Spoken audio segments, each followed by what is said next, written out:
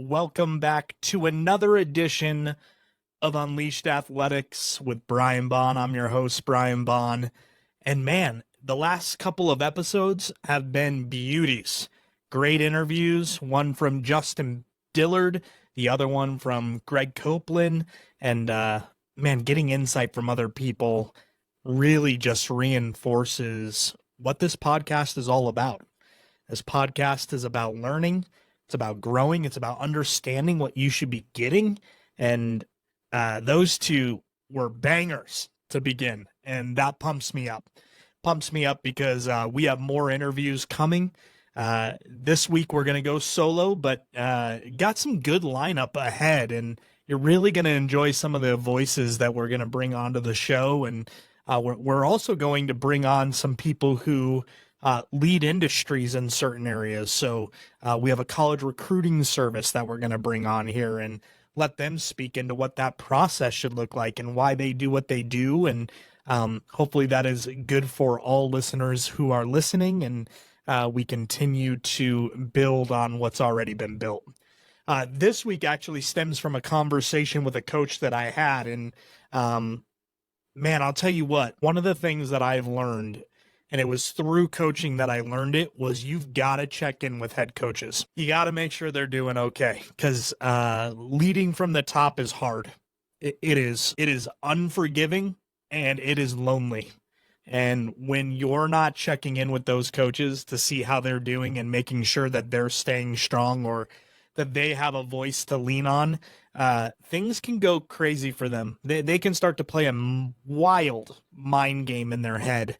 And anyway, I was reaching out to a coach to see how they were doing, and they kind of came back with an interesting response. And the response was really about the team chemistry and how difficult the team chemistry was. And they are a very successful program, and they have been a very successful program, but they lost a lot of seniors. And so those leaders, those junior leaders who are stepping up, or those sophomore leaders who are stepping up into the leadership position, just aren't quite prepared yet.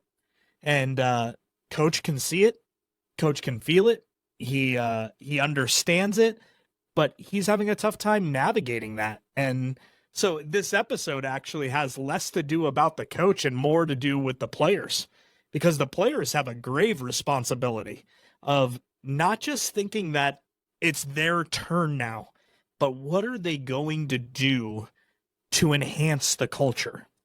What are they going to do to teach the people who haven't been a part of that team yet how to do the way of that program, whatever that program might be?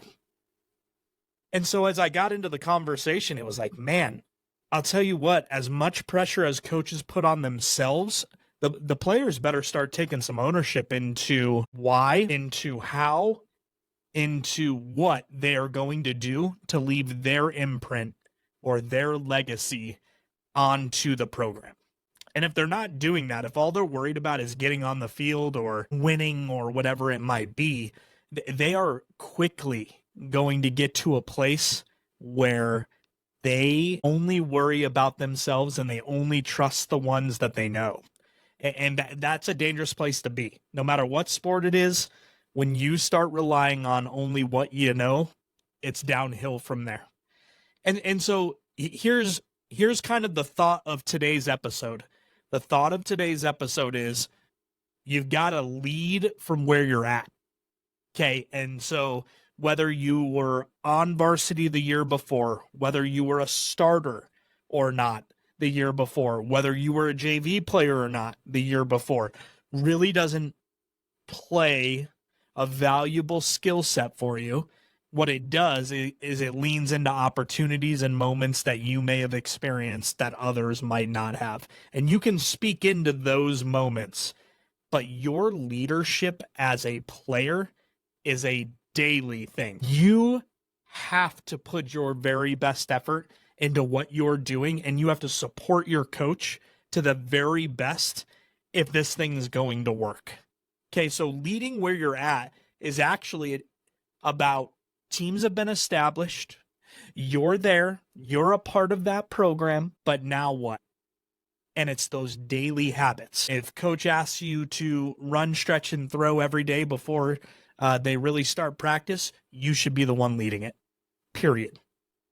And if it's not you, you've handed it off to somebody else, and they're going to take that seriously because you know what the coach has done or is doing is putting you in the best situation to try to win games, to try to build culture. And so you have this responsibility on your shoulders. And some people say, well, I'm not the starter. They won't listen to me. Do it anyway. Be the leader of whatever it is you want to lead at, and be the very best at it, and hold people accountable to it. And yeah, it might get ugly. They might think you're annoying. They might think that, oh, you're such a kiss up. You do whatever coach wants you to, or wants us to do. And it's like, yep, that's what I'm here to do. I'm here to make sure that we're prepared for battle. And if coach says this is what we're supposed to be doing, we're going to do that, and we're going to do it to the very best of our ability. That's your responsibility. Yeah, coach can go out there. He can get in the circle and he can hold your hand the whole time. But that means it's his program now, or her program now. And that's not what we want. Coaches want to be able to hand off the program. They want to entrust you, but it's got to be somebody that holds them, the whole team, accountable to what's going on, right? And when things aren't going well, yep, coach could be right there to tell you all the things that are not going well. But it should be you. You should be looking your own players in the eye and be able to say, guys, this isn't good enough. We got to do better. We got to work harder. We got to do the small things well, right? And again, it doesn't matter if you're the starter or if you are the player that hasn't gotten in all season. That value does not matter in this conversation, because the way that you practice and the culture that you're setting, it takes every person in order to do that. The old adage, right, of you're only as strong as your weakest link. That thing plays true. So if your weakest link is holding you to the highest accountability, imagine how good your program must be. When you, as the best player who aren't holding people accountable, are listening to the person who is leading from where they're at, imagine how much better your culture is going to be. But this one's really for you. I mean, players, stop looking at the coach all the time. Yeah, they might put in a bad pitcher, or they might put in a person that shouldn't be on the basketball court in that moment. Those things might happen. Those are out of your control, and you shouldn't speak into those things. But the things that you do speak into, you can give your best effort every single time if you choose to. You can affect how a game or a week is going to go by the influence that you put on practices, in the weight room, after school, and when you guys are in study sessions, whatever it might be. You have a role to play there. But are you going to do it? Right? When things get hard, you just dropped 6 games in a row. It's getting hard. Still going to do the right thing?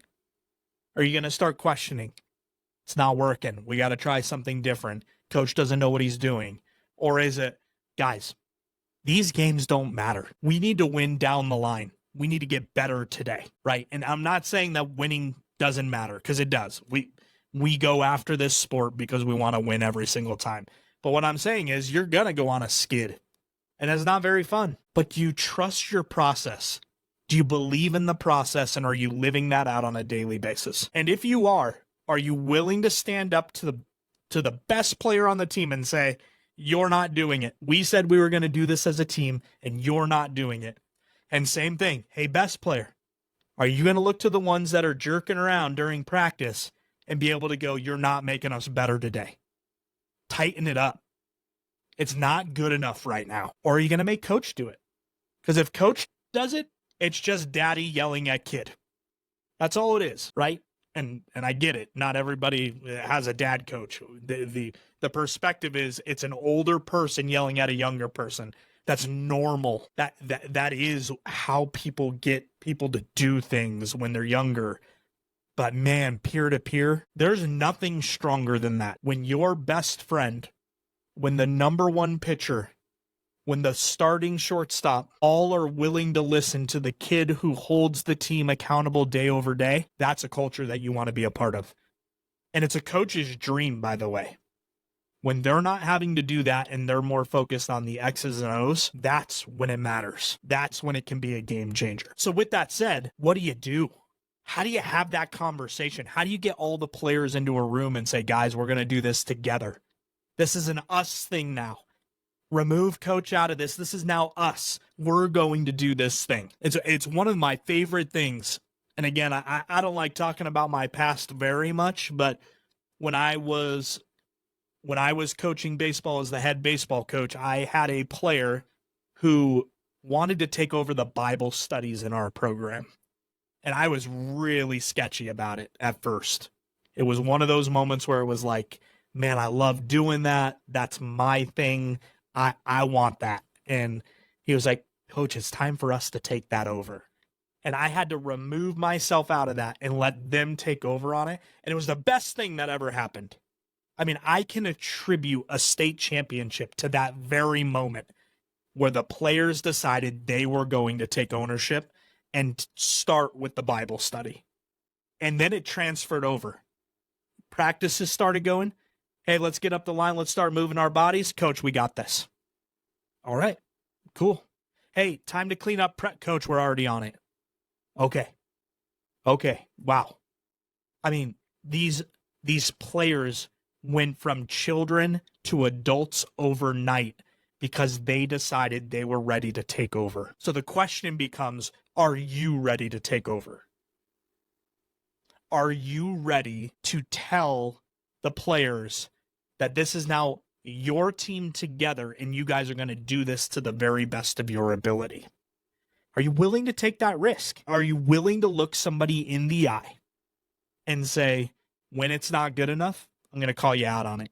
And it's not because I'm trying to nitpick. It's because I love you that much. I love you enough to tell you that if you're not giving your best, it's not good enough. Are you willing to do that? And if you are willing to do that, kudos to you. That's where you're a leader. Leading where you're at has nothing to do with whether or not you're the best player or the worst player. Has everything to do with what's been entrusted in you, given to you. You are going to make the most of it. You know, I always laugh because there's so many different stories out there, but you always think about, how can I be helpful? And sometimes it's as helpful as making sure that there's water in the jug. Making sure baseball players, making sure that bases are out before practice begins.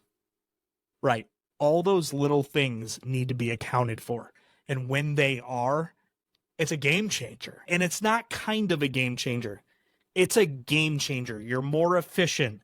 People have roles. Your roles matter. The responsibility makes you better, so on and so forth. But don't miss it. Don't miss the fact that you can lead right from where you're at. Or you can complain from right where you're at. You think you can be deserving, right? I just won a state championship. It's my turn to lead. I know how to do this. I was there. Well, for a lot of you, you were on the bench. You watched it from the same place as everybody else.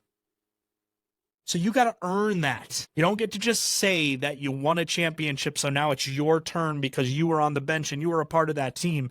You get to bring your memories with you and you get to teach some of those things. But the daily effort has to be reciprocated. It needs to be done again too. That daily grind that you went through, it starts all over the next year. And kids need to see that so that they know what it looks like. But they also can bring an energy as well.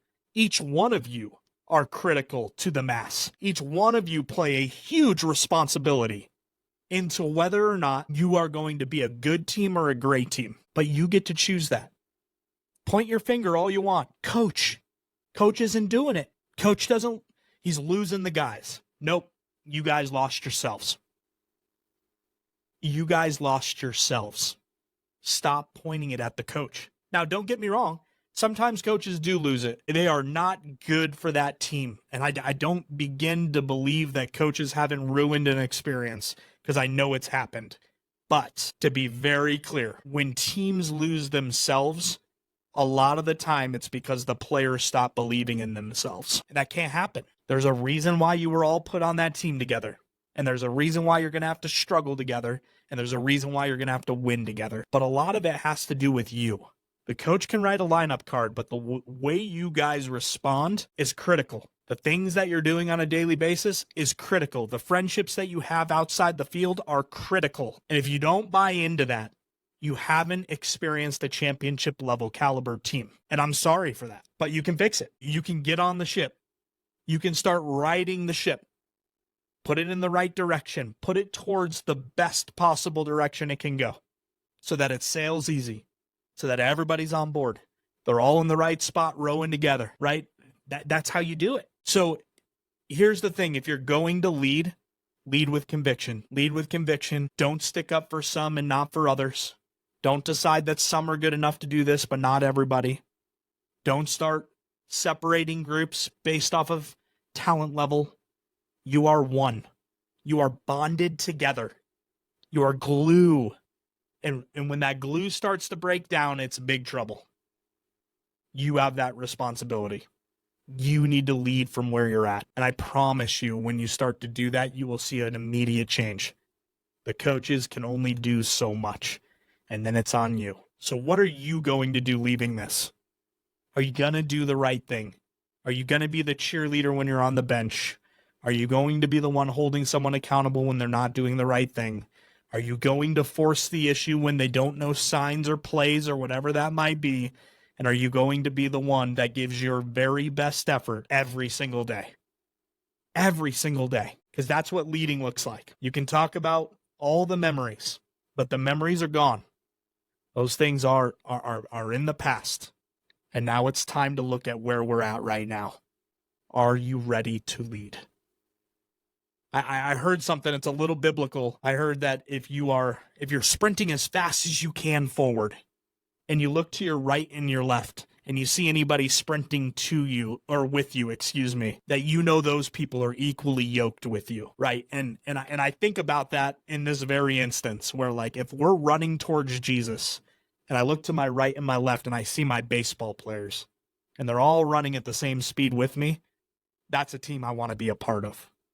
Let's run towards glory every single day, right? That's what it's all about, right? And so do those little things.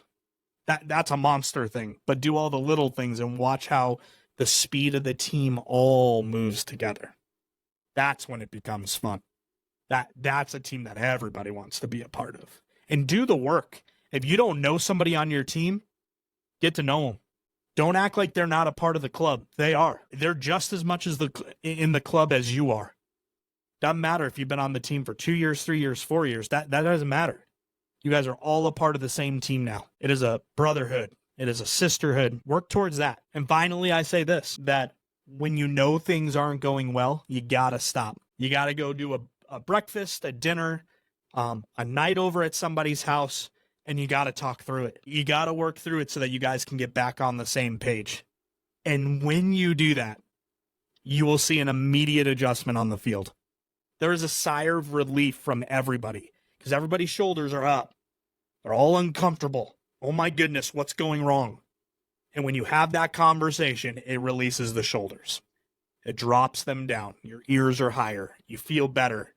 You trust your teammates again. Do that work. I promise you it'll pay off. It's a hard conversation to have. It is hard to tell somebody that the team isn't gelling and we're not doing enough. But if you really want to lead, difficult conversations are a part of that. You got to be willing to invest in the deepest level, and sometimes the hardest conversations are the deepest level. But the payoff is huge. Payoff is huge. So with that being said, players, it's time for you to go and lead. Wherever you are, whoever you are, whatever team you're a part of, take charge. If it's one thing each day, if it's 5 things each day that you need to do really well to lead from where you're at, do those things. Be a great cheerleader. Clean up practice. Start practice. Hold people accountable. When you're not playing, be the best cheerleader in the world for the person that took your spot. When you are playing, so make sure you're picking up the people around you who are having a tough day. Make sure you thank your coaches, your families, your parents, your supporters. Make sure you're taking care of all those different people. All those little things go a long, long way. They really, really do. But you can absolutely lead from where you're at. no matter if you're the best or the worst player on the team. What a great power that we've been given if we choose to use it. So I leave you with that. Another great episode, some hard work inside of there for players, and I hope you hear that clearly. But worthy is the cause for sure. Worthy is the cause. Cool. I'm excited to have our next guest, Scott Horman, on with us. He is the head baseball coach at Parker Lutheran here in Denver, Colorado, and known that man since I played high school baseball. So known him a very, very long time, but he is a wealth of knowledge and a joy to be around, and a guy that I have really gotten to know over the years, and looking forward to the conversation and sharing it with you guys. But for now, thanks so much for watching another edition of Unleashed Athletics with Brian Bonn. I hope that you're enjoying this content, and as always, thank you for sharing it. Thank you for telling people about it. And if you have questions, topics, or anything else, you can hit any of my social media and drop me a DM or just write directly to me. I'd love to hear from you and take on topics. Thank you, and we'll see you soon.